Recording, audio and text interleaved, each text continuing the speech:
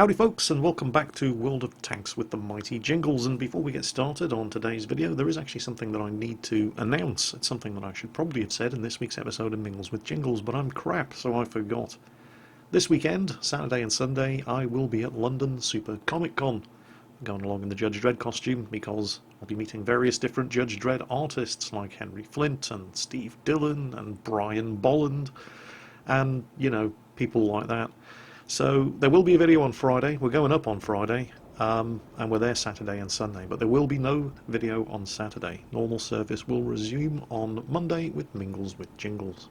So with that out of the way, what's all this about then? This is Agent Demolisher, and he's in the German Tier 5 tank destroyer, the StuG III G. And because he's one of those guys who just wants to watch the world burn, he's using the 105mm howitzer. It's all well and good watching an insanely skilled high-tier medium tank driver blazing around the map, just owning everybody and making them look stupid, but at the same time, well, I miss those replays where somebody just drives around with a derp gun and blasts everybody in the face because they're fun. And that gun, this 105mm howitzer on this tank destroyer when it's in a tier 5 match, is just unfair. Look at the matchmaking. 2/3 of all of the tanks in this battle are tier 3. Now, the high explosive ammunition on this 105mm howitzer has 53mm of penetration. None of them have 53mm of armour, and it does 410 average damage, which in this kind of matchmaking is complete overkill. The armour piercing, which is what he's got loaded, has 64mm of penetration, and only does 350 average damage. But that's still more than enough to one-shot obliterate 2/3 of the tanks in this battle. As for the high explosive anti-tank ammunition, 104mm of penetration and 350 average damage. I suspect he's probably going to be saving that for the... What are you doing? What was that? The one mitigating factor that goes against this otherwise insanely powerful gun in a tier 5 battle is that it has horrible accuracy, 0.53. As you can see, he cleanly missed the shot at the first target that popped up. So you tend to have to spend, well, there's two ways to play this thing. You either spend a lot of time sitting there aiming at your target, which does invite return fire, although he's not going to have to worry too much about this Panzer II G. Looks like he's got a 20mm autocannon. But then again, even if you are spending time aiming and getting return fire incoming, the StuG does have up to 80mm of frontal armour, and, well, the StuG III B, the tier 4, has a terrible short-barrelled 75mm gun, and less than 350 health, which is the average damage of this armour-piercing ammunition. So, yeah, you can take your time, do it properly, aim up, lie in ambush, wait for your victims, and that will probably work. But with this kind of matchmaking, you can kind of afford to just let yourself go, throw caution to the wind, drive right up to them, and dirt them in the face. Come on, Agent Demolisher, do it. What's the worst that's going to happen? There you go. That's more like it. Now you're getting into the spirit of things. I think he's got a bit of a taste for it now. What's around this corner? That's a whole bunch of tanks. And I really do... Oh dear, this is... What's this? This is why I love watching low-tier games. Look at this guy. What? Is he even aware that there's a StuG... And he missed. I mean, that's the accuracy for you, but look at this. Is he even aware that there's a StuG behind him? He's like, what's that? He's not going to miss again. No. Where do you think you're going, sunshine? You can run, but you can't hide. And there's another one. This is what it's all about. Strap on that 105mm howitzer. Hope you get lucky with the matchmaker, and if you do, just watch the world burn. Kicking puppies has never been funnier. Oh, hello, it's a Covenanter. How much health does a Covenanter have? I don't think he's going to have enough. Remember that accuracy, though? Yeah, he missed. But he rammed him, took his tracks off, and this right here is why, even in a tier 4 machine, you should never be cheap, and always pack a repair kit. Oh, check this out. Watch that KV-1 coming down the hill towards the Panzer IV. And again, this is another reason why I love these low to mid-tier games, because you get to see the embryonic behaviour of high-tier heavy tank donkeys. before their high-tier heavy tank donkeys. KV-1 against the Panzer IV-H. He's hit him once. Surely the Panzer IV-H is doomed. Well, he is, but not because of the KV-1. Watch the KV-1's health bar. What you're seeing here is Steve, the world-famous donkey in the IS-7, before he was famous. Look at that. Agent Demolisher's got to save him. He would have died. So, what do you imagine Steve's thought process was there? I'm in a heavy tank. I've got the frontal armour. He's in a medium. He's miles away. His gun loses penetration with distance. My gun's not very accurate. I must get closer. I must fire on the move, so I have absolutely no chance whatsoever of hitting him, and make it easier for him to hit my weak spots. Yeah, that'll work. What could possibly go wrong? And then Agent Demolisher turns up and spoils his fun. Oh, mid-tier games. They never cease to amuse. Well, anyway, Agent Demolisher, you've had your fun. It's time to start getting serious. 3 tanks left. The AMX-38, well, you can always one-shot him, but he's got funny armour on those things. He could bounce your shot. The FCM-36 has a very, very nasty gun, and you only have 150 health left, and he can kill you. And of course, the OI Experimental can kill anything it wants to.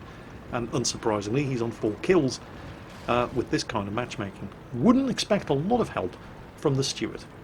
In fact, if that Steward has any sense whatsoever, he's going to go and head for the cap and hope that you manage to reset. But you're going to have to do some killing because there's 3 of them in there, and they're going to cap a lot faster than a lone Steward. Here we go. There's 1, there's 2, there's all 3. He's going for the 38. Thinks, no, wait, there's the beast. And ding dong, the witch is dead. He's run out of armor piercing, so he's got the heat loaded. Now, make sure you don't shoot it into his tracks. So he shoots it into his tracks. But there's not a lot the AMX-38 could do, and he's just sitting there waiting to die. Now the FCM-36 has 110 average damage, so you can probably afford to take 1 shot. Go on, what's the worst that can happen? Yep, done. Oh, dirt guns. They're fantastic. I don't know about you, but I think that has to be the easiest pools medal I have ever seen. Because, well, he's in a tier 5, isn't he? Yeah, sure. Most of the things he was killing were tier 3, and you have to be tier 4 or higher for a pools medal, but he's in a tier 5. So thank you, Matchmaker, for the world's easiest pools medal. And he got a steel wall as well, in a StuG. What the hell? But then again, he did take a couple of hits, and aside from the Steward, is the only other tank on his team who survived, so yeah, seems legit. Today's second replay also pretty much continues the theme started by Steve, the KV-1 driver. It's a case of, what the hell were you thinking? How did you think that was ever going to work? And it's brought to us by John Lithium in the T-3485 Rudy. It's the Polish premium T-3485, and it's a pretty good tank, actually. I kind of like it. What we're going to see here is the kind of behaviour that makes us question our belief in God. Now this is a tier 6 match, which means that there are some tier 4s. Now where would you expect to see the tier 4 light tanks? Here on Lakeville, in this kind of matchmaking? Pushing the road perhaps? Yeah, although that's not a tier 4, that's a tier 5. Still caught out of position, horribly exposed, nowhere to go, getting shot at from the side, getting shot at from the front. It's only a matter of time. So, since there's nothing better to shoot at, and he's waiting for his heavies to catch up, Jono takes a couple of shots at this guy. He's not having an awful lot of luck. I mean, he's hit him a couple of times, but yeah, anyway, he's done. And what the hell? Is that...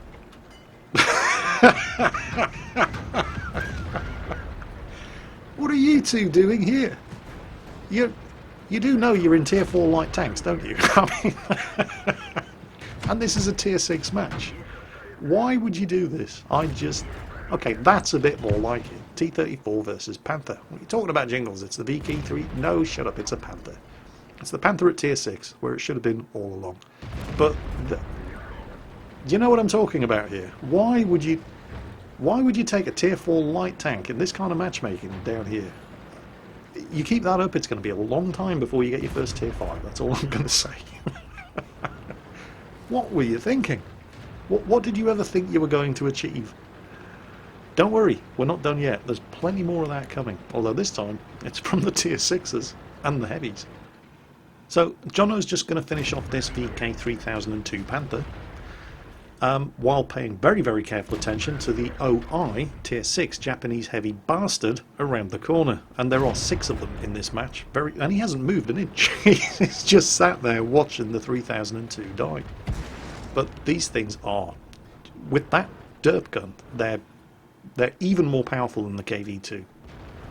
But what is he doing? Is his gun even aiming this way? Actually, I think it is. He's finally turned. He's just sitting there waiting for his teammates to die. We're going to put a shot into this T-34, who just... I don't even know what he was doing either. He had all the time in the world and almost missed his opportunity to put a shot into Jono. Still, did more damage to him than he did to us. What are these guys doing? Oh, I don't know, those are some big tanks. What is... That is your own team. What are they trying to hit? Oh, hello, there's one. Right, yep, take the shot, back the hell out. You do not want to get hit by that howitzer. It is an absolute killer. But he's made it across the road. And there's all kinds of big, nasty tanks down this end of the map. Oh, hello, there's a friendly OI just turned up and blasted that KV-1 right in the face. Take a shot at the KV-1, back off. Somebody else took a shot and missed. We're just going to finish the KV-1 off. Right. The T-34's pulled back. There's some traffic on the road over there. Actually, no, it's on the other side of the mountain. So, nothing we can do about that. But the big, stupid Japanese heavies have finally turned up. So, let's see what happens next. Jingles, why do you call them big, stupid Japanese heavies? They're good tanks. They are good tanks. But I call them like I see them. Watch this. We've got an OI sandwich here. There's one at one end of the road, there's one at the other end of the road. And we've got an OI in T-3485 filling. Now the one at the north end has just fired. Actually, he's down the south end. And Jono does take a little bit of a risk there because he took some time aiming and, well, he managed to beat his reload, so it's all good. But watch this OI. Now remember, the OI down at the other end of the road has just been sitting there waiting for somebody to drive sideways out in front of him. So what does he do? He drives sideways out in front of him. How can you not know that was going to happen? You're in an OI. Doesn't it make more sense to do this? I mean, you know, I'm just saying. Is it just me?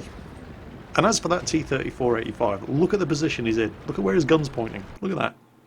He's got his gun pointing down the road at the OI that Jono just killed. So he'd waited for him to fire at the friendly OI and then rolled out to take a shot. And had apparently forgotten. How? I have no idea. Had apparently forgotten about the second OI at the top of the road, who just, well, alright, and put one right into the back of his turret. Do you ever wonder what is going through people's minds when you see them playing World of Tanks? Because, well, I can tell you exactly what went through his mind. A 150mm high explosive shell. Well, anyway, it's not looking too good for the enemy OI because he's managed to get himself surrounded, but he's only been surrounded by a T-28. And what's a T-28 going to do to one of those monsters? Then suddenly, artillery, the rebalances the friendly OI. Jono takes a bit of a clipping from something over there. The enemy OI is busy just dealing with the annoyance of the T-28, which gives Jono the opportunity to... yes. How far can your gun depress again? Remind me? And that's the Achilles heel of these things. They're so big. You get up right next to them. If you're in a medium, there's nothing they can do about it. A couple of seconds later, only 3 enemy tanks left. Jono's got himself the back of a flat panzer, trying to make a break up the road. 2 enemy tanks left. One of them's the artillery. I don't know, how do you pronounce it? The other one is a Crusader, who hasn't been spotted this entire game, so he's either really, really, really, really good and has just been unlucky and not managed to kill anything, or he's AFK in the cap circle. Which do you think it's likely to be?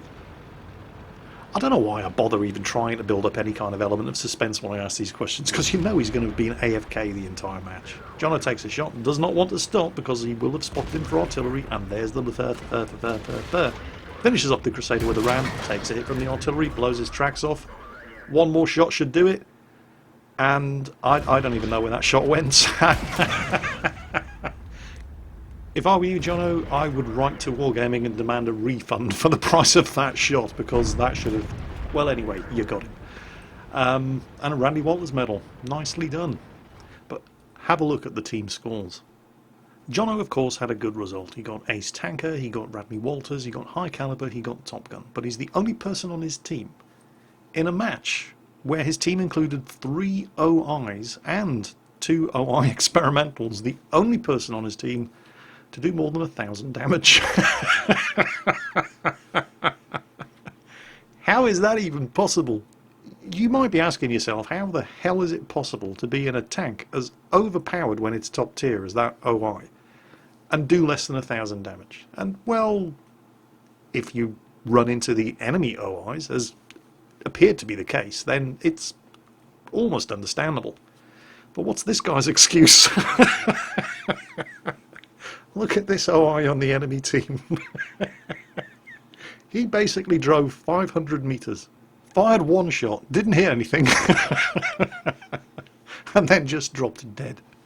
How did that happen, Jingles? Well, it's Lakeville, and you've basically got 2 places to go if you discount the middle of the map, the road that runs up with the mountain on one side and the lake on the other. You can either take your monstrously strong top tier Japanese heavy with loads and loads and loads of frontal armour into the city, where it's very, very difficult for somebody to outflank you, and there are roads, so you can make the most of your poor mobility, or you can take it up the valley where it's swampy ground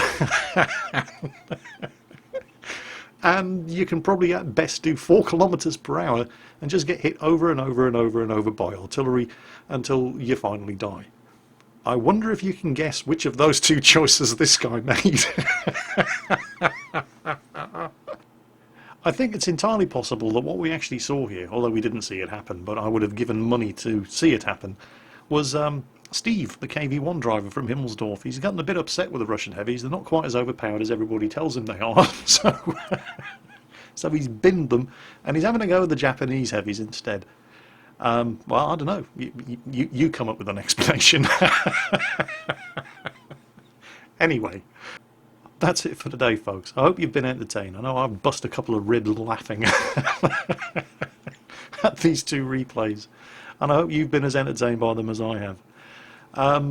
Remember, there's going to be no video on Saturday. I will be at London Super Comic Con, although there will be a video tomorrow on Friday, and the next video that we will have will be Mingles with Jingles on Monday, after Friday's video.